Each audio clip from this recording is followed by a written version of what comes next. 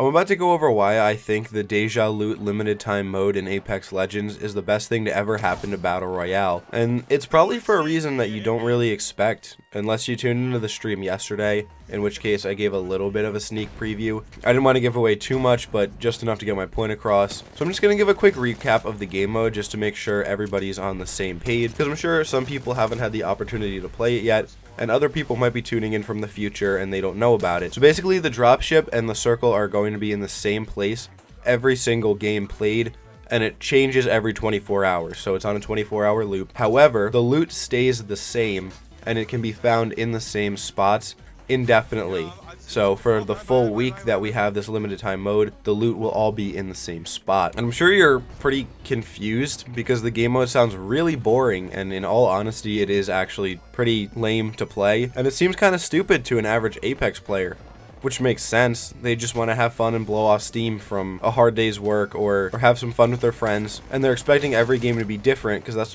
what a battle royale is, right? Random and surprising. Everything is in different spots every time, and that evens the playing field in a sense because a really good player could land on really bad loot. So for us, it doesn't really make sense why this limited time mode would be good. But for pro players like the dudes on TSM, the RNG is infuriating. They're playing Apex for a living, and a large part of that comes from their prize earnings. If you watch them, some competitions literally come down to whether or not they land on a good gun or armor, and that seems kind of stupid. The RNG removes some aspect of skill, at least early game, which is ridiculous on a pro level. The Deja Loot mode solves this problem, however. It takes the randomness out of the game, but that's just the start of how Apex as an esport can be improved. If you've watched any of these championships ever, Fortnite, Apex, PUBG, you name it, really any battle royale, you'll notice how horrible they are to watch. They're really boring, they're luck-based, zone-dependent, and if I'm being completely transparent, they're an unwatchable mess. With the implementation of stationary loot and predetermined zones, teams would be able to create game plans and rotations ahead of time. Granted, the people who are running the competition give them that information beforehand, which they should. Teams should definitely be given loot maps before competitions so they could strategize where to land,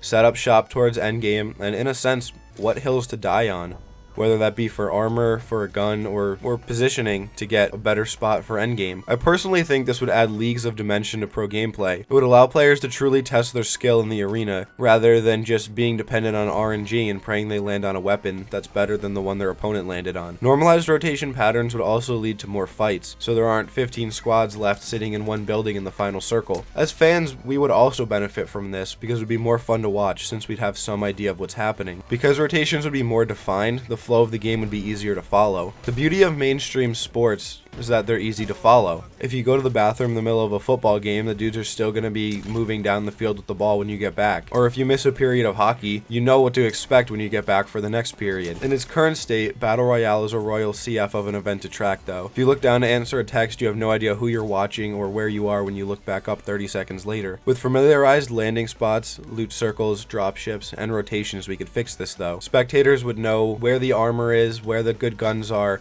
and they would have some idea of where their players would be moving towards or moving from. So even though there still would be some confusion with who you're watching, I think that that's more of a HUD thing on the broadcaster's part that could be easily cleaned up. Now, I know that there are a lot of other things about Battle Royale that makes it difficult to watch, specifically the scoring system, and while I can't really go fully into depth in that in this video, I would like to do some more esports analysis in the future if you guys would want to see it. But let me know in the comments what you think about this limited time mode, and also let me know what you think about what I've just suggested. Do you think it would make Battle Royale events more watchable, or do you think it wouldn't really make much of a difference? I personally think it would lead to a lot more meaningful gunfights, because rather than just people running into each other in the middle of nowhere while they're rotating, people would be fighting over loot bins that has good armor, or fighting over the train or something like that, because they would know where everything would be, so they would know that it's worth fighting for. I really do hope that you enjoyed this video though.